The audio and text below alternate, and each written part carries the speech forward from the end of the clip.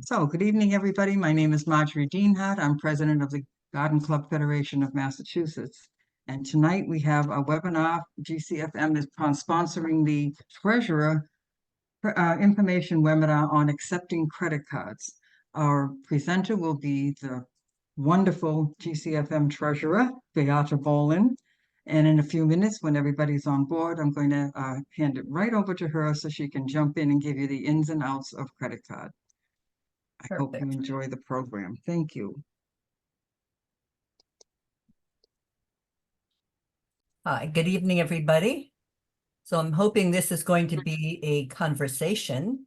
I'm going to start out with a bit of overview, a little bit of this is a football, because I suspect there are people who have already are accepting credit cards and some who are not or would like to know. So after we go over that, then I'm going to open it up to questions and conversation. So I'm going to share my screen and go through some basic concepts. And I believe that from the beginning. Yes, start from the beginning. All right, so, and it's mainly a conversation about things to consider when you're considering credit card payments and processing. So here's the things that I plan to cover. And I think somebody is not muted, so because there's noise in the background. So if you're not muted, I would appreciate it if you mute yourself. Thanks. So I plan to cover why take electronic payments, what we need to know before taking electronic payments, cover some types of electronic payments, when it's advantageous to take electronic payments and what type is best for that purpose, and talk about some additional software solutions that can be helpful, because a big part of what you need to solve is helping to gathering and retaining the information that you need. And then I want to have, questions and conversation. What I don't expect to cover in this presentation is I'll be discussing a few examples of payment systems. There are dozens, but I don't plan to cover any of them in detail. There's too much information to cover them that way. Excuse me, Beate, I'm going to mute all and then please unmute yourself, okay? Okay. Okay. Okay. So, and I'll not be recommending one over another. I'm just going to offer you some information and resources to help make the decisions of what's right for your club. And page down. Okay. So the reasons to take electronic payments are getting to be pretty obvious. Most of us don't carry a lot of cash anymore. I don't carry checks anymore. You probably don't either. And in most places, debit and credit cards are the preferred payment. Fewer people than ever really rely on a lot of cash. So the other thing that's really wonderful is accepting electronic payments can really increase your sales of things like plant sales and green sales and any other fundraising events. I know my garden club, the Springfield Garden Club, when we started accepting credit cards at our plant sale, we really increased our revenue. People were able to buy more. And so that gets to be pretty exciting because these are fundraisers for all of us. Processing and collecting dues, which can be a pain in the neck if you have to do it the old-fashioned way, can be faster. If people can click on a link and do it while they're thinking about it, that's great. But you do need to collect necessary data, and I will talk more about that later. So the other thing is that if you're not accepting credit card donations, you are potentially missing out on larger donations. And I just want to mention, I tend to speed up a bit. So if I'm going too fast, somebody give me a heads up. Thanks. So being able to accept credit cards, both online and in person, makes it easier for all kinds of things: member dues, event fees, donations, and major gifts and online purchases. So what do we need to know before we start taking electronic payments? The biggest and most important factor is there are costs involved, with few exceptions. And I'm going to try and change my view here. Just 1 second, because it's covering what I'm seeing. I apologize for that.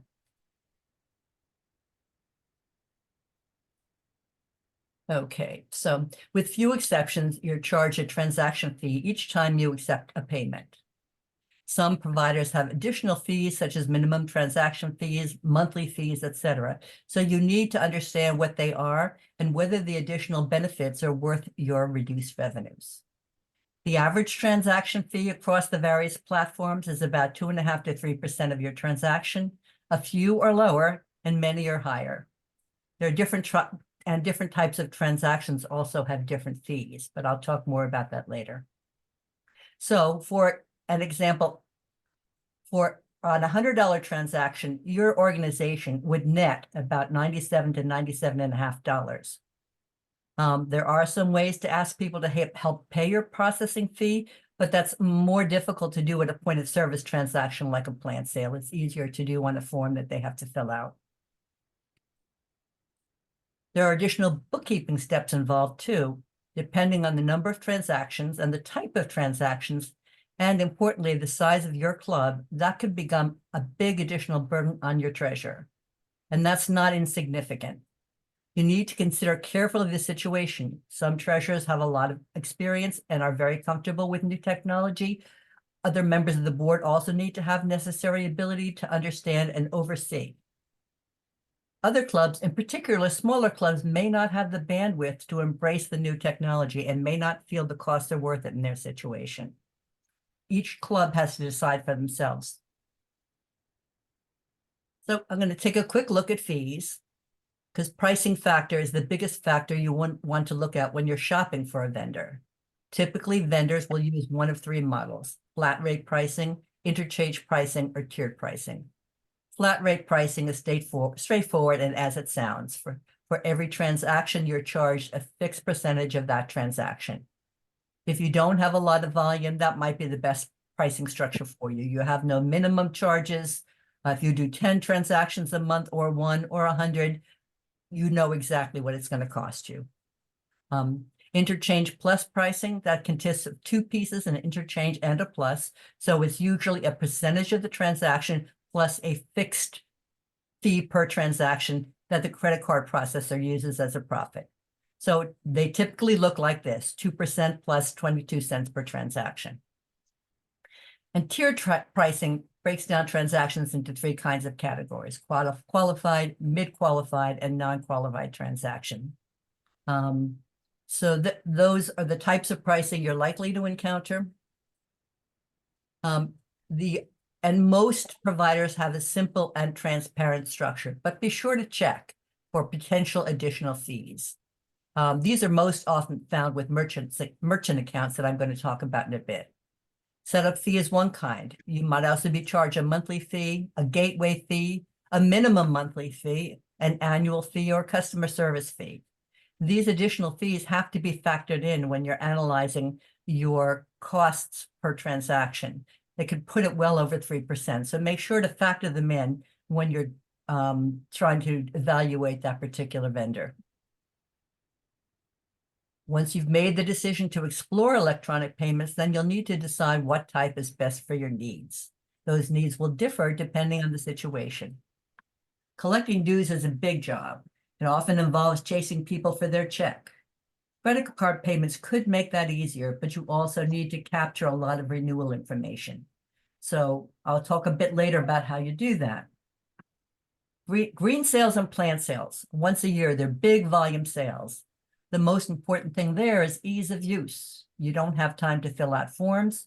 People want to go, pay and go, and your checkout staff needs something easy and transparent. Events, you'd like to be able to sell tickets online and also pay in person. And donations.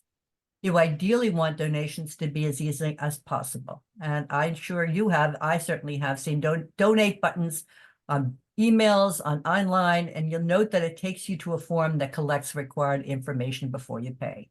I'll talk more about that later as well. There are three main options to accept credit card payments for nonprofits, and they are through a third-party payment processor, a merchant account, or software that also processes payments.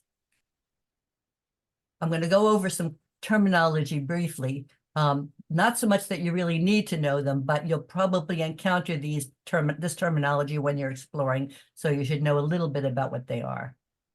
A merchant account, it's a bank account that allows a nonprofit to accept online donations and payments via credit or debit card.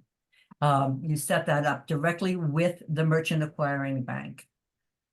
However, unless you're doing extremely high volume, as you would do in a store or a restaurant, it's not likely to be a solution that you need. Third-party processor is probably what most of us will be using.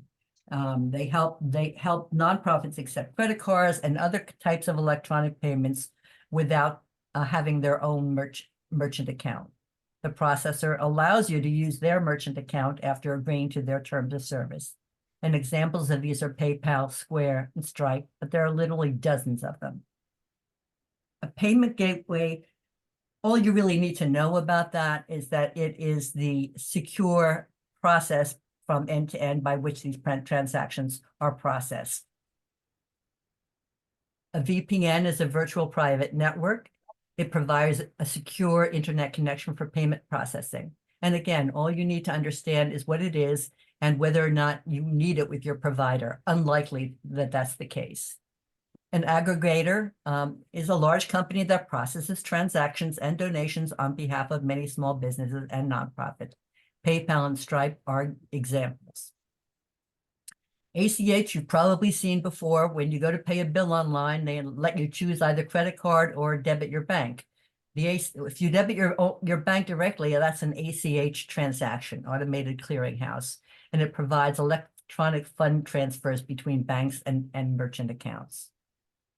Often, that point-to-point payment systems like Zelle and Venmo, that's what they use. So why do I need a payment processor?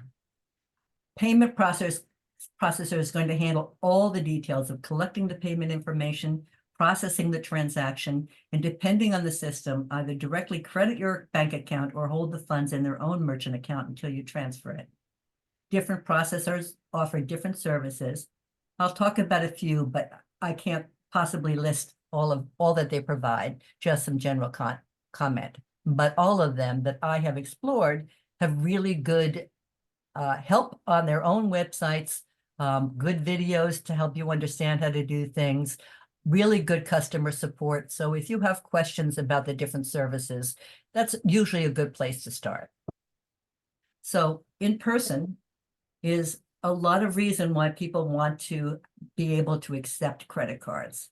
Whether it's a plant sale or a garden tour, accepting in-person payments is easy with credit card payment machines or readers.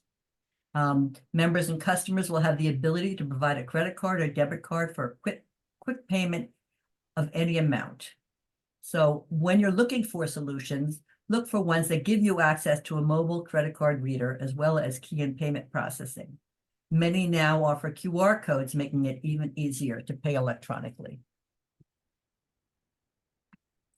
So peer-to-peer payment services, or P2P, are apps that allow you to send money to other people, often by searching for their phone number, email address, or using a QR code quickly, and some of them are free. Usually they directly debit the account of the payer and credit the account of the payee. Zelle, Cash App, and Venmo are a couple of the most common P2P services available, but there are several others. They're convenient and easy to use. And most of the major other services like PayPal and Stripe and Square now also offer their own P2P service. In fact, Venmo is now owned by PayPal.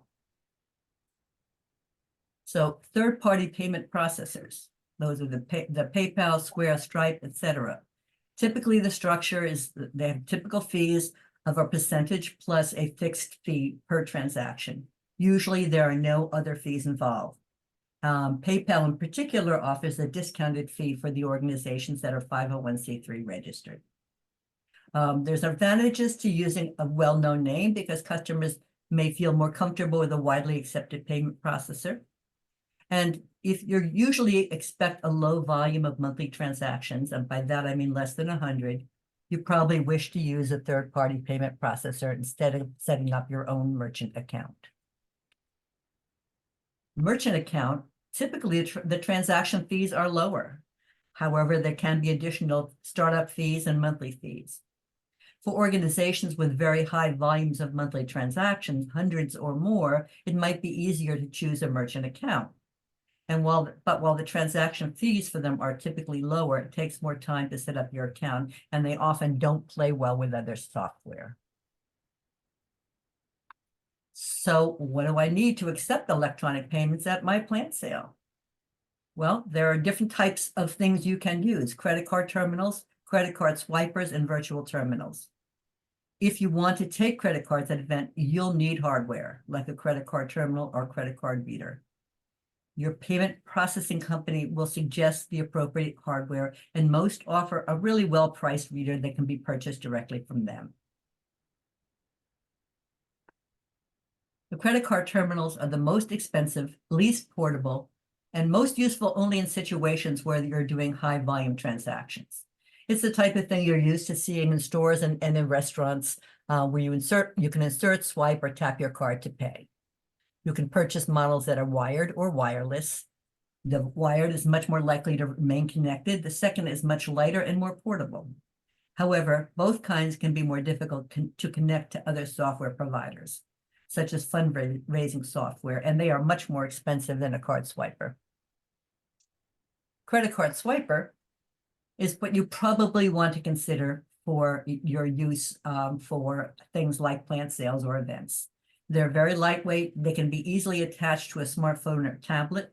You'd simply download the app associated with your processor, purchase a swiper from them, and you're good to go.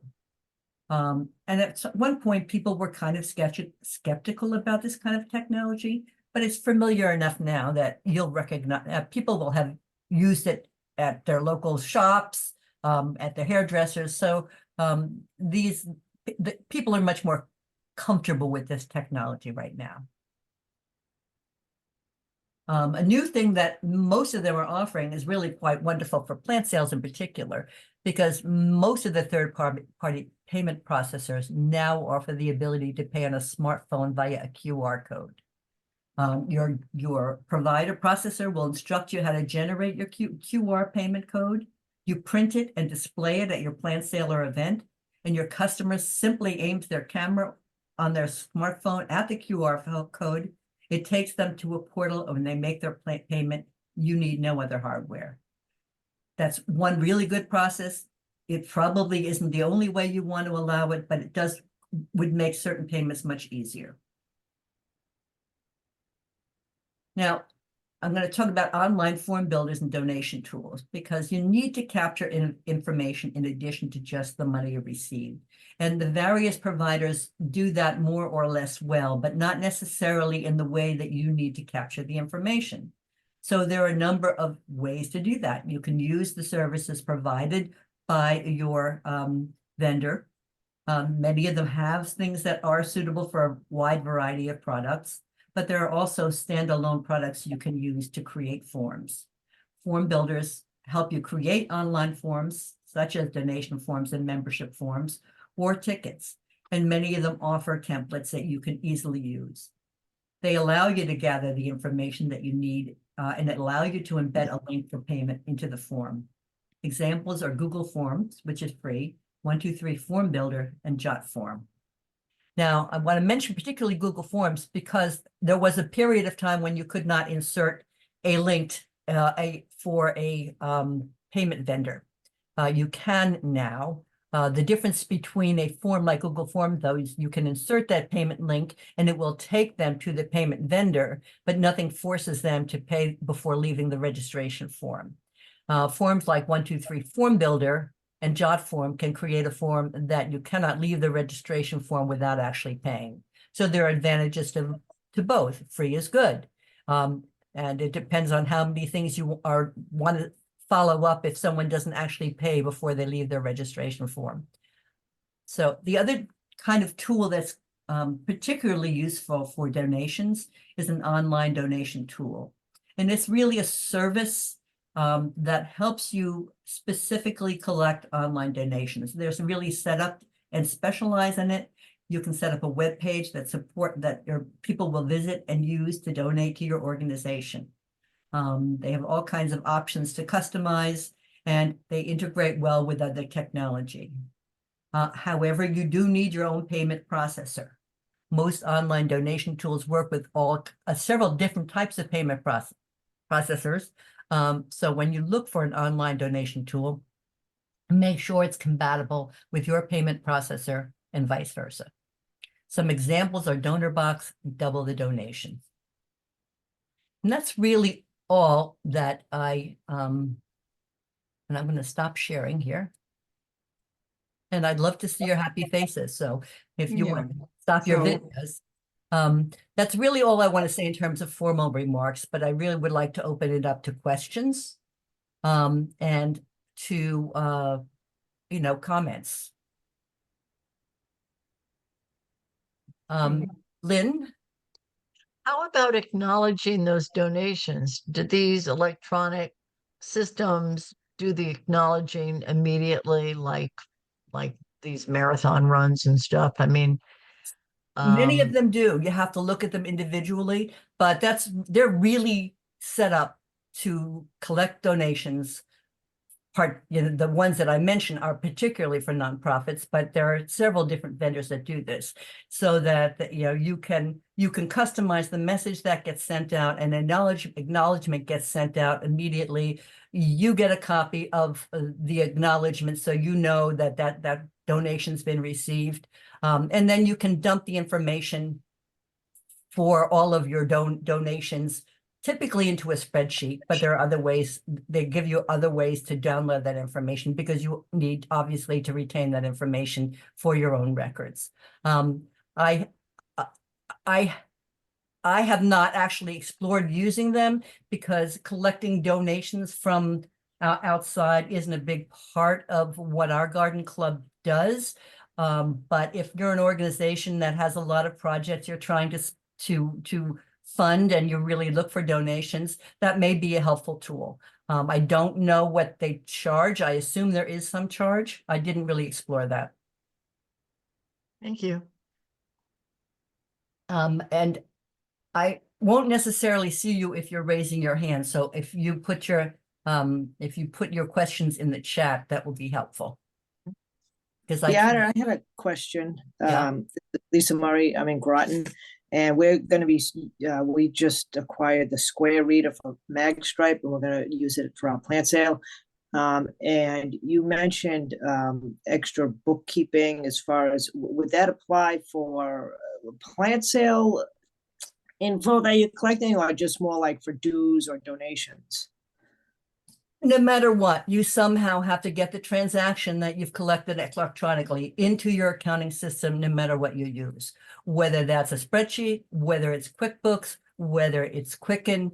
So you have to do that now with checks as well. But when a third party is collecting that information, you have to go out and collect it. You have to figure out a way to get it into your system. If it's a one-shot deal, like for example, I'll tell you what my garden club does for plant sales.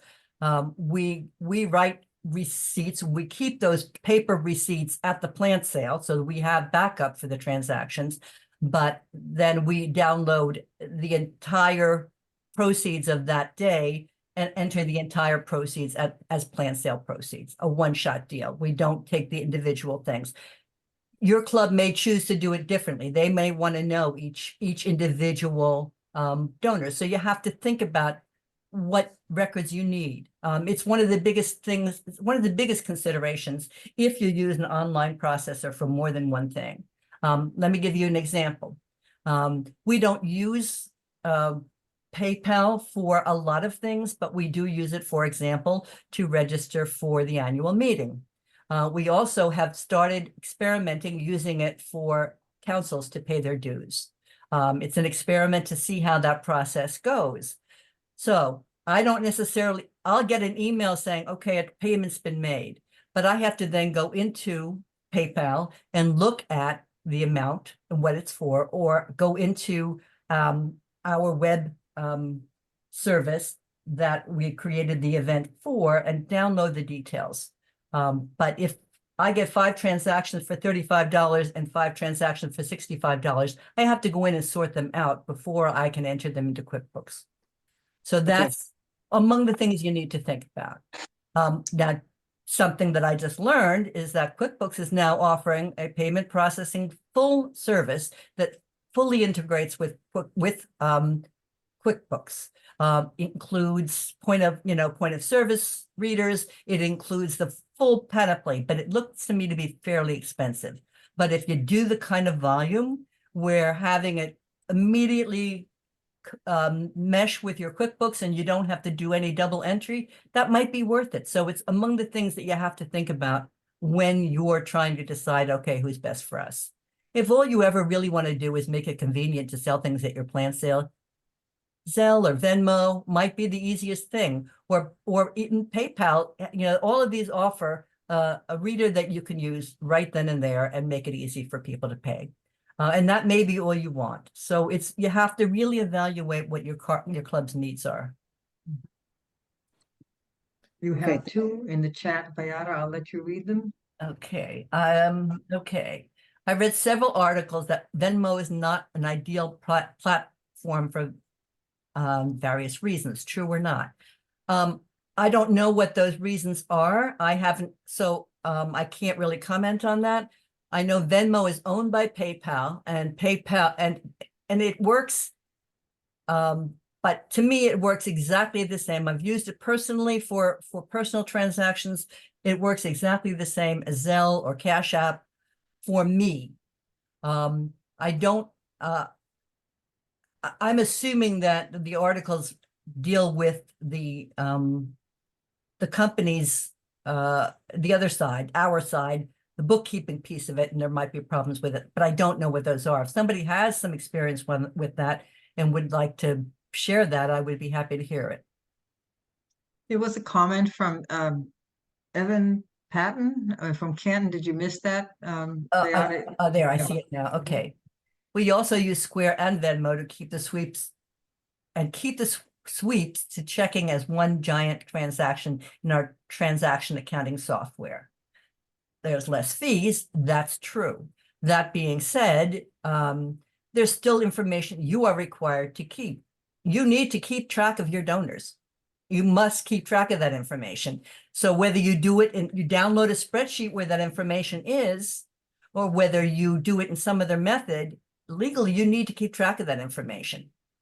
So you can't just enter, say, okay, we got all this money. It's different for plant sales. You've sold, that's a single transaction you could comfortably do. But donor information and member information, you need somehow, whether you do it on a paper form, whether you do it on a spreadsheet, whether you do it, you let these apps collect the information and dump it into something that you can then keep, whether electronically or physically, but somewhere you need to have those transactions. Whether you actually put them, all the detail into your accounting system is one thing, but you still need to have it, which is why I emphasize that you need a way to capture it. And there are many different ways of doing that. We have another one from Ruth Gorman. Let me see it, Ruth. Hold on. It says one new message. I don't have a user-friendly. I can read it to you. Doesn't Venmo have to be associated with an individual? No, but it has to be associated with an actual phone number. It can't be a virtual phone number. There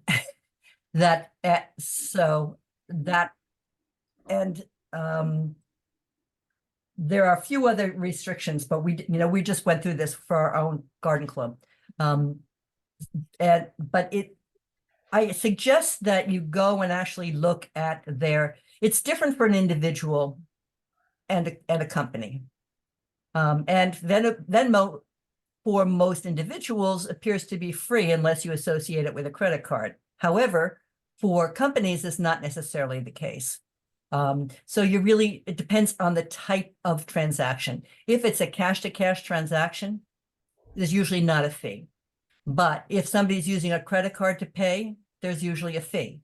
And so you really need to be aware of that it's not that, and it's true for all of these point-to-point platforms. They just have different trigger points. Zelle is the only one I think that still absorbs all the fees. I don't understand the economics of that. I really don't understand the platform, but that's seems to be the current state of affairs. Okay, I see another question from Janelle. I received a donation specific to the plant sale. Can I enter as revenue for the sale? Yes. There's absolutely you can. You can all of these sales essentially from the point of view of how you account for them, you may keep all donations as a separate line item, but certainly I would enter line items, donations for plant sales individually so that you know. Our plant sale, for example, all the revenue to that goes to our scholarship fund. So if money comes in for the scholarship fund, we need to know it. We need to know how much has come in for that. So you definitely need to track it. Well, I have a question, Beata. When some garden clubs say bring 6 plants or 10 plants or donate $40. So let's say 25 people donate $40. How is that recorded?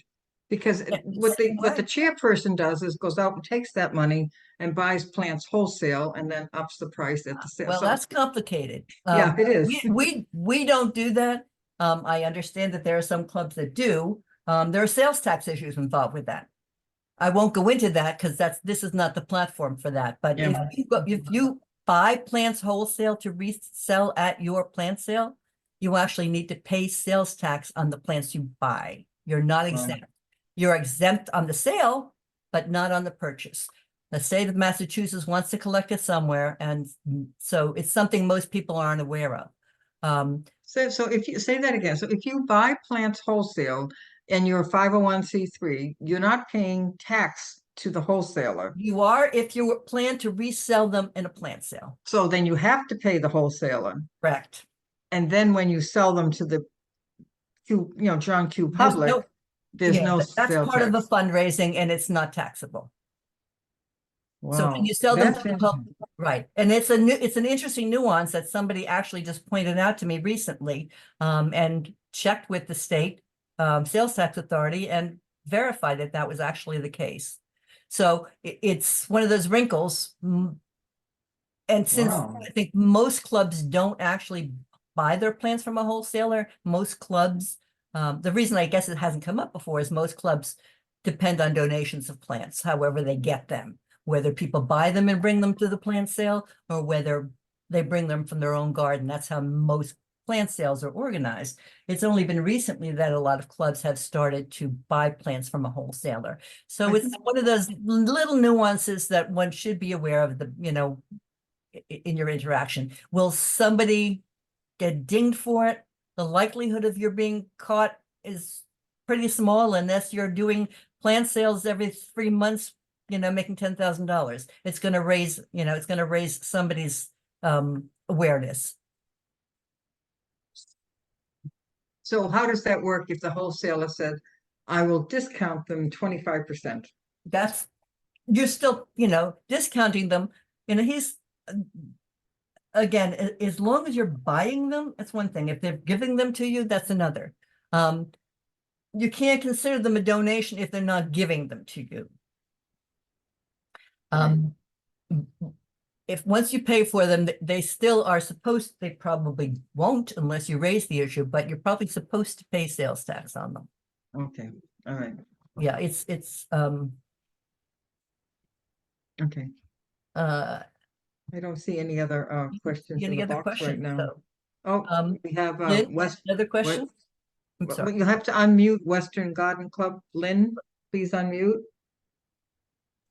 There If you you're go. buying plants and you have don't have to pay sales tax and you're just going to put them in the ground or in a trough to beautify our town, we don't have to deal with sales tax, right? Correct. Yeah, That's it's just when you resell. Exactly. Right. It's Thank you. just one of those little quirky nuances of the sales tax law. Yeah. Any other questions out there? I think you gave them an awful lot of information tonight. It was Well- very thorough, Beata. As always, you do a professional job. and an excellent job in your delivery. This has been recorded, and we are going to post it as soon as it gets a little edited. And if it's helpful, Marjorie, I can also, we can also post the PowerPoint that I had. If that's helpful. Probably more helpful because they reach, I know I was going through it, reading along with you, but I just get, there's so much to absorb. There was just is, so which much. is right, which is why being able to kind of go back to it at your leisure is I find helpful anyway. Here's another comment from Evan again. Some phones also have NFC support for tap to pay, which we use with Square. That's just a comment. I'm not actually sure what NFC support is. So whoever, Evan, can you unmute yourself and tell us what that is? Yeah, so NFC stands for near field communication. So like when you go to a terminal and you just tap your credit card, there's a cryptographic exchange that happens between your card and the terminal. And many phones these days, like if you have Apple Pay or Google Pay, your phone also can receive those payments. And so we use those with Square. So people just present their card to your phone and then it charges them whatever you've typed in. So there's no swiping. You don't have to buy additional hardware. It's just built right into your phone, which is really convenient. Yeah, it is very convenient. And something I'll tell our treasurer about. Well, we were just discussing whether we need to buy a new phone for our plant sale. So it's good information. We also just discovered you can use QR codes, which are kind of miraculous because people just aim their smartphone camera at it, they tap on it, and it takes them right to the portal. You don't need another piece of hardware. Yeah, it's amazing. Yeah. There's another comment from Patsy Timmons of Greenleaf Garden Club of Milford. If plants, I think we already covered this, but if plants are donated to our plant sale by a local company, do we pay sales tax? No, if it's a donation, it's a donation. It's Right. strictly when you purchase them from a wholesaler that you need to pay the tax. Mhm. If you're going to resell them. But donations you treat like any other donation. You acknowledge it. If it's over a certain threshold, you probably want to acknowledge it anyway, even if it's not over the required $250 threshold. Because you want to thank people who are generous enough to donate things. Okay. All right, let's do a wrap up on Yes, that. thank I you. don't see any more questions, and I want to thank you very much for your well-organized delivery tonight, Beate. You always do such a great job. And all the time that it took you to put this together. I mean, I'm sure this wasn't just all in the back of your head, you know?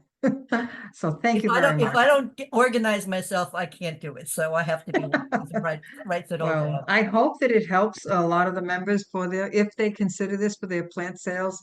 I agree with Beate, and she said in the beginning, I was at one of the Weymouth Garden Club and a couple of months ago, and she said they went with Square and they more than doubled their sales the following year. So they were so excited about that. And they had the same amount of, they had a lot of plants, but people will buy more and they sold out a lot sooner. So something worth considering, I haven't carried cash for over 40 years. I hardly ever have cash on me.